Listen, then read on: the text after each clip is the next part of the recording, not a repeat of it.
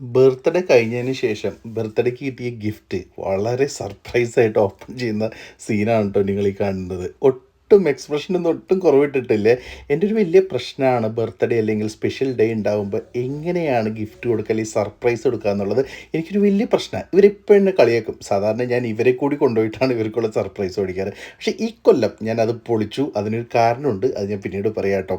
ഈ കൊല്ലത്തെ ഞങ്ങളുടെ പമ്മൂൻ്റെ ബർത്ത്ഡേക്ക് ഗിഫ്റ്റ് ഞങ്ങൾ താമസിച്ച ഹോട്ടലിൽ തന്നെയാണ് എത്തിയത്. ഒരു നല്ലൊരു സ്ഥലമായിരുന്നു. ഞങ്ങൾ നന്നായി എൻജോയ് ചെയ്തിരുന്നു ആ സ്ഥലത്ത്. ആ ഗിഫ്റ്റ് ഓപ്പൺ ചെയ്യുന്ന സീനാണ് നിങ്ങൾ ഈ കാണുന്നത്. അവൾക്ക് ഒരുപാട് ഇഷ്ടപ്പെട്ട ഒരുപാട് ഐറ്റം അതിനകത്തുണ്ടായിരുന്നു. സാധാരണ എല്ലാ കൊല്ലവും അവരാണ് അവർക്കുള്ള ഗിഫ്റ്റ് തിരഞ്ഞെടുക്കാറ്. ഈ കൊല്ലം അത് വ്യത്യാസമുണ്ടായി. അതിന് കാരണം ഒരു ഹാപ്പി ഹാമ്പറിലെയാണ്. അവർ ഒരു നല്ല ഗിഫ്റ്റ് ഞാൻ പറഞ്ഞു കഴിഞ്ഞപ്പോൾ ഒരുപാട് നല്ല ഐറ്റം ചേർത്ത് ഒരു നല്ല ഗിഫ്റ്റ് ബോക്സ് തയ്യാറാക്കി അവൾക്ക് ഇഷ്ടപ്പെട്ട കുറേ സാധനങ്ങൾ അതിൽ അവർ ഉൾപ്പെടുത്തിയിട്ടുണ്ടായിരുന്നു. ഓരോന്നോരോന്നും ഞാൻ എടുത്തു പറയുന്നില്ല, പക്ഷേ എല്ലാം അവൾക്ക് ഒരുപാട് ഇഷ്ടപ്പെട്ടു. പ്രത്യേകിച്ചും അവളുടെ ഫോട്ടോ ഫ്രെയിമും അവളുടെ ഇയർ റിങ്സും അവൾക്ക് കിട്ടിയ കൊച്ചു കൊച്ചു കുറേ നല്ല സാധനങ്ങൾ, അവളുടെ ഓർമ്മകളൊക്കെ ഉള്ള ഒരുപാട് നല്ല സാധനങ്ങൾ അവരതിൻ്റെ കൂടെ ചേർത്തിരുന്നു.